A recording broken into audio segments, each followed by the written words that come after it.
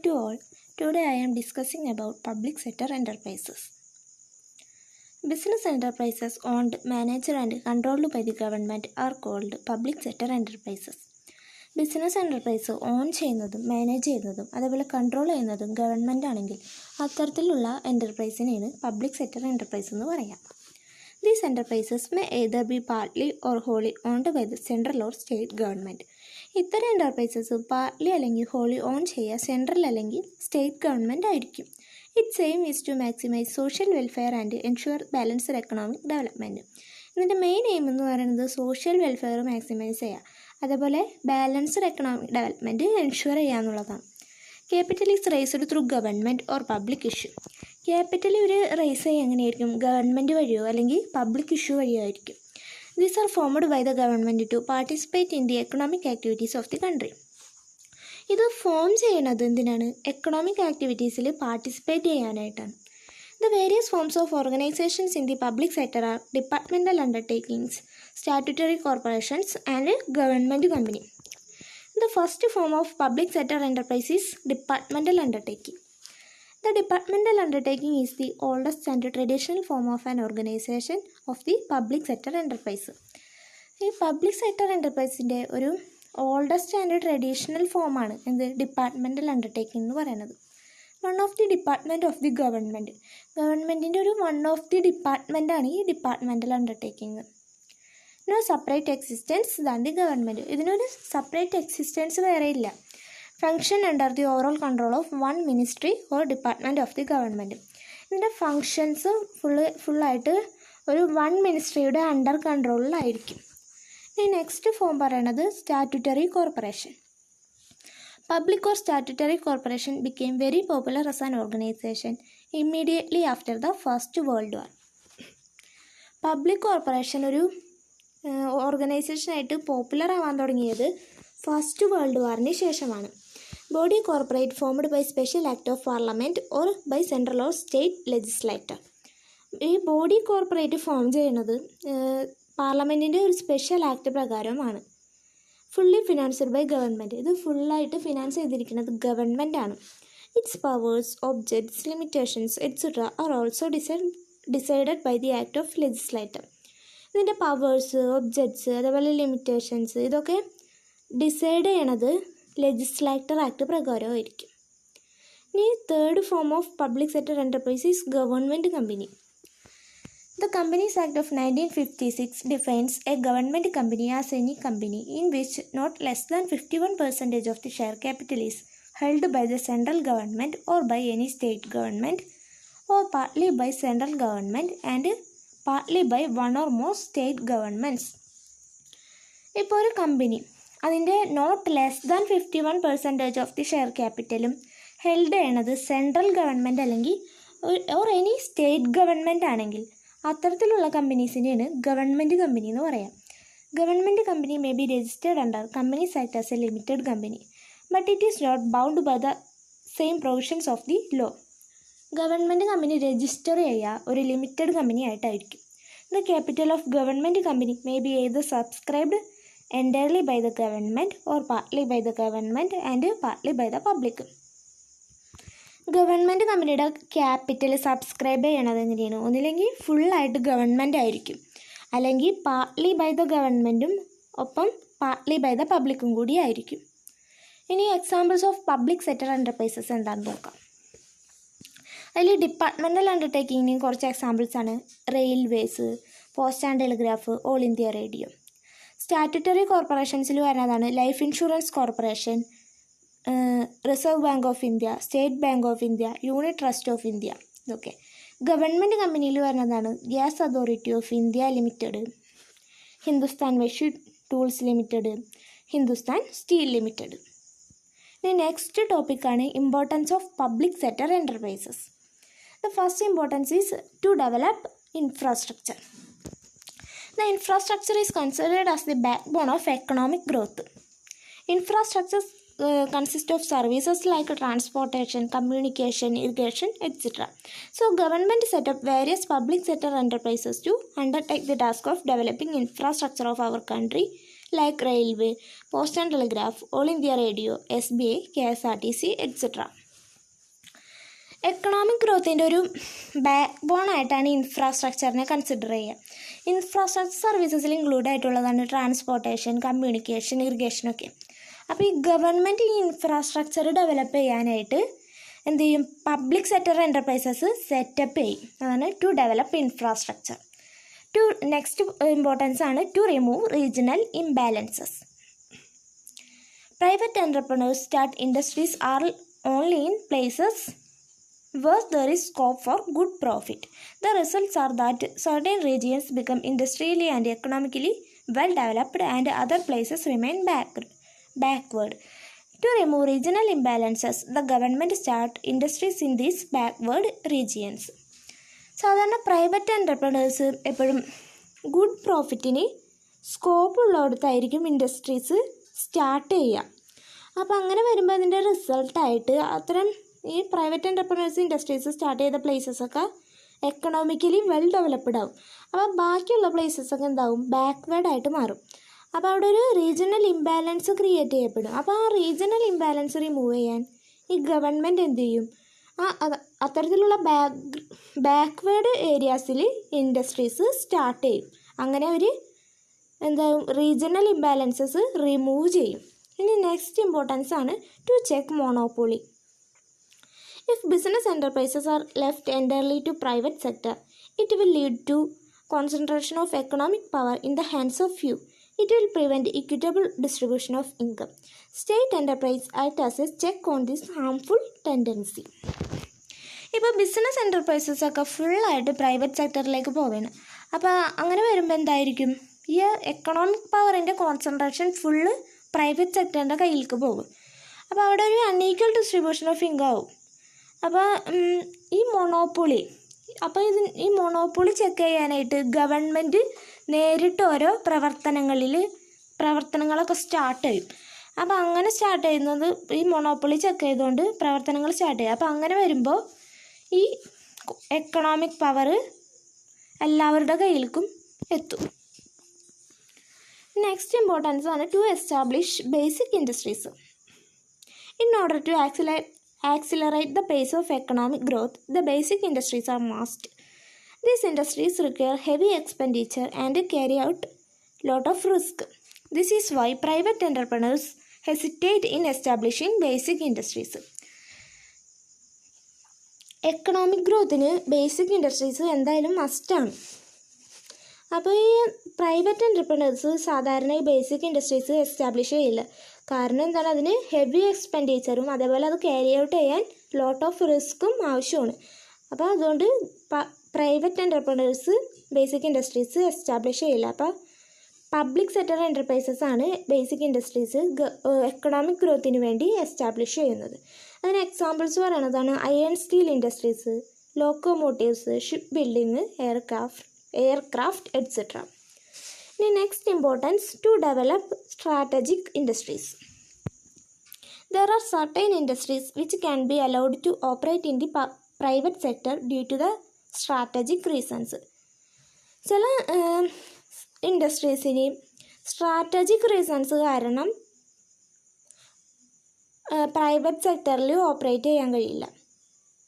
അപ്പോൾ അങ്ങനെ വരുമ്പോൾ ഈ സ്ട്രാറ്റജിക് ഇൻഡസ്ട്രീസൊക്കെ ഡെവലപ്പ് ചെയ്യുക പബ്ലിക് സെക്ടർ എൻ്റർപ്രൈസസ് ആയിരിക്കും. ഇപ്പോൾ എക്സാമ്പിൾ പറയുന്നതാണ് atomic project, arms ഫാക്ടറീസൊക്കെ.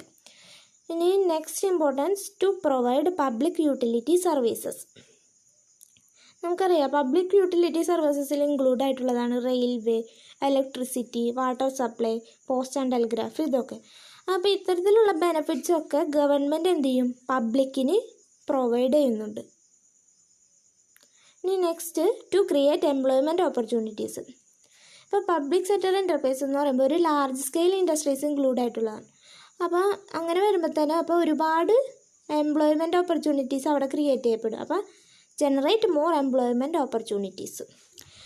Next importance planned development. ഒരു പ്ലാൻഡ് ഡെവലപ്മെൻറ്റ് ഉണ്ടെങ്കിൽ മാത്രമേ എക്കണോമിക് ഡെവലപ്മെൻറ്റ് ഉണ്ടാവുള്ളൂ. അപ്പോൾ അതുകൊണ്ട് തന്നെ ഇതിൻ്റെ മെയിൻ എയിം എന്ന് പറയുന്നത് എക്കണോമിക് ഡെവലപ്മെൻറ്റ് വീക്കർ സെക്ഷനിൽ പ്രൊമോട്ട് ചെയ്യുക എന്നുള്ളതാണ്. അപ്പോൾ അതേപോലെ ഗവൺമെൻറ് പ്ലാൻസും പോളിസീസും ഒക്കെ അതിനുവേണ്ടി ഫോളോ ചെയ്യും.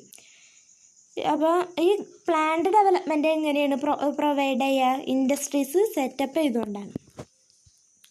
ഇനി നെക്സ്റ്റ് ടോപ്പിക്കാണ് merit of public sector enterprises. First മെറിറ്റാണ് economies of scale. Public sector enterprises large സ്കെയിലായിട്ടാണ് ഓപ്പറേറ്റ് ചെയ്യുക. അപ്പോൾ അങ്ങനെ വരുമ്പോൾ ഇതിന് ഒരുപാട് ബെനഫിറ്റ്സ് പബ്ലിക്കിന് പ്രൊവൈഡ് ചെയ്യാൻ പറ്റും. ലാർജ് സ്കെയിലാണ്, അപ്പോൾ ഒരുപാട് ബെനഫിറ്റ്സ് ഉണ്ടാവും. അപ്പോൾ ആ ബെനഫിറ്റ്സൊക്കെ എന്തിൻ്റെ ഫോമിലായിരിക്കുള്ളൂ പബ്ലിക്കിന് പ്രൊവൈഡ് ചെയ്യുക? ചീപ്പർ പ്രൈസിൽ, സ്റ്റേബിൾ പ്രൈസ്, അതേപോലെ ബെറ്റർ ക്വാളിറ്റി ഓഫ് സർവീസസ് ഒക്കെ. ഇനി next merit protection of public interest. Public sector enterprises ഒക്കെ പ്രധാനമായിട്ടും ഈ പോളിസീസൊക്കെ ഇംപ്ലിമെൻ്റ് ചെയ്യുക പബ്ലിക് വെൽഫെയറിനെ പ്രൊമോട്ട് ചെയ്യാനായിരിക്കും. അപ്പോൾ അങ്ങനെ വരുമ്പോൾ എന്താവും? അവരുടെ പബ്ലിക് ഇൻട്രസ്റ്റ് എന്തായാലും പ്രൊട്ടക്റ്റ് ചെയ്യപ്പെടും. നെക്സ്റ്റ് മെറിറ്റാണ് money can be made available for research and development. അപ്പോൾ റിസർച്ച് ആൻഡ് ഡെവലപ്മെൻറ്റ് ഏരിയയിൽക്കും എന്താണ് ഈ മണി ഈ പബ്ലിക് സെക്ടർ എൻ്റർപ്രൈസസ് പ്രൊവൈഡ് ചെയ്യുന്നുണ്ട്. അടുത്തതാണ് ensure efficient control of industries. Industry എൻ്റർപ്രൈസസിന് എന്തായാലും എഫിഷ്യൻറ്റ് കൺട്രോൾ ആവശ്യമാണ്. അപ്പോൾ ഈ എഫിഷ്യൻസി കൺട്രോൾ പ്രൊവൈഡ് ചെയ്യണത് ഗവൺമെൻറ് ആയിരിക്കും. അപ്പോൾ ഗവൺമെൻറ് അതുവഴി efficiency control of industries ensure ചെയ്യുന്നുണ്ട്. നെക്സ്റ്റ് മെറിറ്റാണ് പ്രൊവൈഡ് എസെൻഷ്യൽ ഫെസിലിറ്റീസ്. അപ്പോൾ എസെൻഷ്യൽ ഫെസിലിറ്റീസിൽ ഇൻക്ലൂഡ് ആയിട്ടുള്ളതാണ് education, health, free or at reduced price, transport, electricity, ടെലികമ്മ്യൂണിക്കേഷനൊക്കെ. അപ്പോൾ ഇത്തരം essential facilities public sector enterprises പബ്ലിക്കിന് പ്രൊവൈഡ് ചെയ്യും. നെക്സ്റ്റ് മെറിറ്റാണ് financed from government fund. Public sector enterprises ഒക്കെ ക്യാപിറ്റൽ റൈസ് ചെയ്യുക എവിടെ നിന്നായിരിക്കും? ഗവൺമെൻറ് ഫണ്ടിൽ നിന്നായിരിക്കും. അതാണ് അതിൽ പറയുന്നത്. അടുത്തതാണ് എക്സ്പേർട്ട് അഡ്മിനിസ്ട്രേറ്റീവ് സർവീസസ്. അഡ്മിനിസ്ട്രേറ്റീവ് സർവീസസിൽ ഇൻക്ലൂഡ് ആയിട്ടുള്ളതാണ് health or social service, education or higher education, law enforcement and public safety etcetera. അപ്പോൾ ഈ ഒരു എക്സ്പെർട്ട് ആൻഡ് എക്സ്പീരിയൻസ്ഡ് അഡ്മിനിസ്ട്രേറ്റേഴ്സിൻ്റെ അണ്ടർ ഗൈഡൻസിലായിരിക്കും ഇത്തരം എൻ്റർപ്രൈസസ് എപ്പോഴും റൺ ചെയ്യാം. അടുത്ത മെറിറ്റാണ് public welfare. Public sector enterprises are not guided by profit motive. Their major focus is on providing the service or commodity at reasonable prices. Take the case of Indian Oil Corporation and Gas Authority of India Limited. They provide petroleum and gas at a subsidized price to the public. Public sector എൻ്റർപ്രൈസസിൻ്റെ main motive എന്ന് പറയുന്നത് തന്നെ എന്താണ്? Public welfare ആണ്. അതൊരു profit മോട്ടീവേ അല്ല.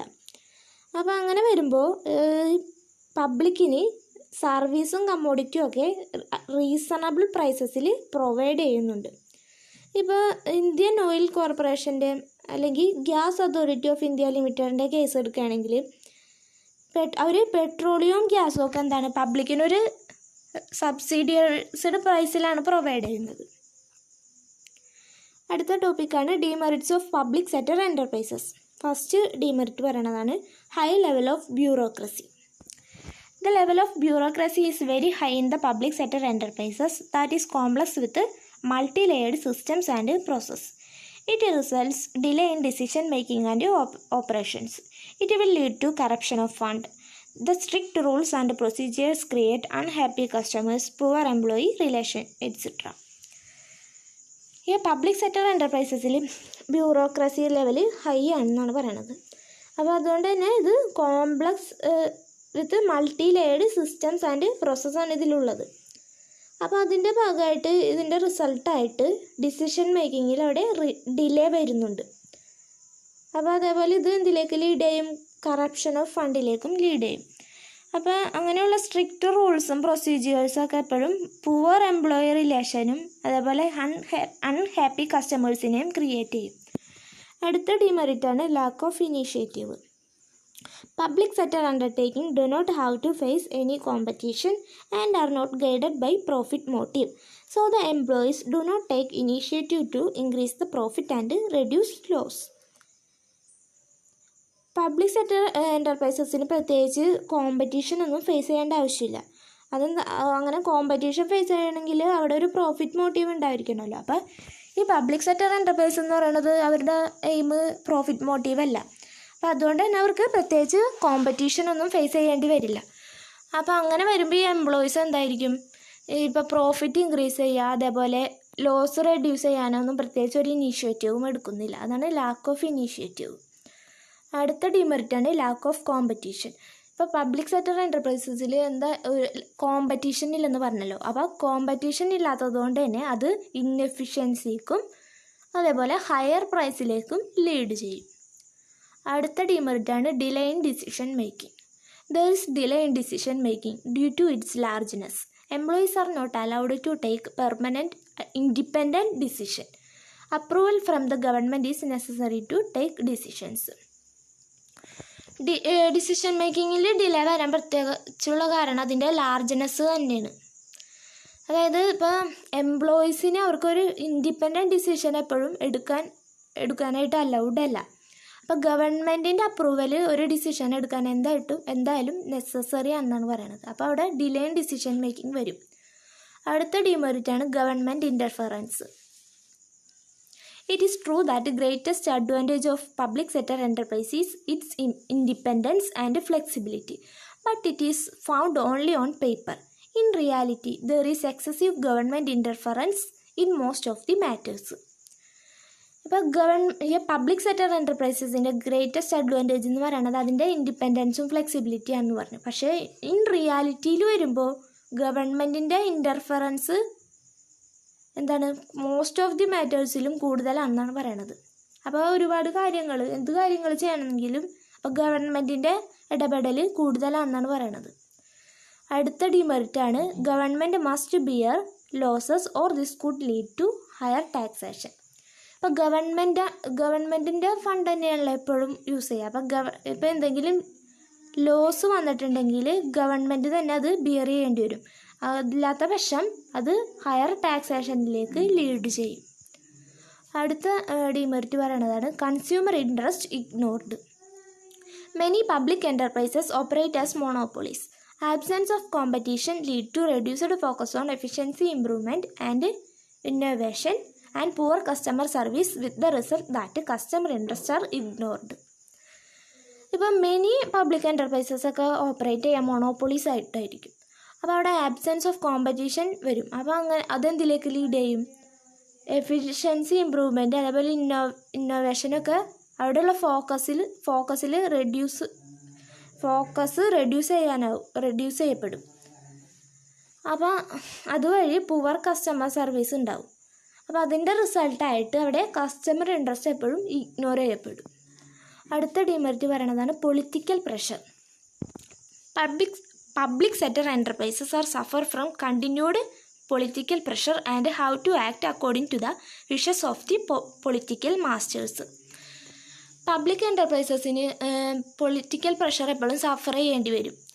അപ്പോൾ ഈ പൊളിറ്റിക്കൽ മാസ്റ്റേഴ്സിൻ്റെ വിഷസിനനുസരിച്ച് അവർക്ക് പലപ്പോഴും ആക്ട് ചെയ്യേണ്ടി വരും.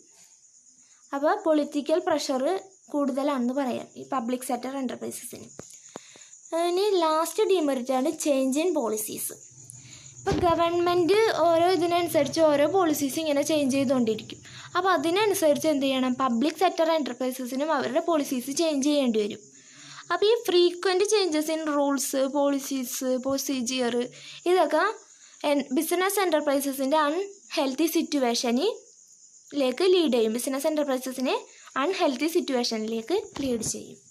ഇതൊക്കെയാണ് ഇതിൻ്റെ ഡിമെറിറ്റ്സ് പറയണത്. Okay, thank you.